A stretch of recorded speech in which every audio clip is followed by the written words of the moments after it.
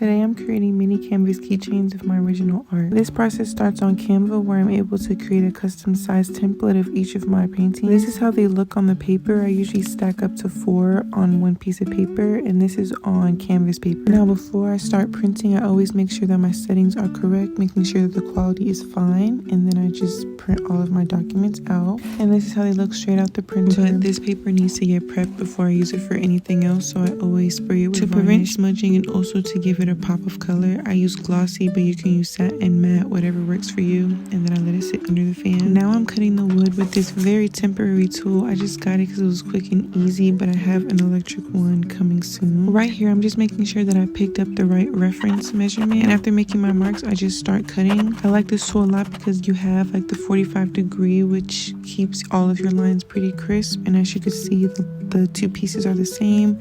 I just spent some time comparing to make sure that it's exact. And I did the same for the smaller measurement, as you can see here. And now it's time to assemble the pieces. These are 2 separate sizes. And I'm basically just assembling it as you would a regular canvas, but if you don't know how, you take 4 pieces with 45 degree angles and you staple them together so they make a perfect rectangle, square, whatever. And now I'm just cutting up my canvas paper into 4 kind of even sections, just wanting to leave enough white border to fold around the canvas frame.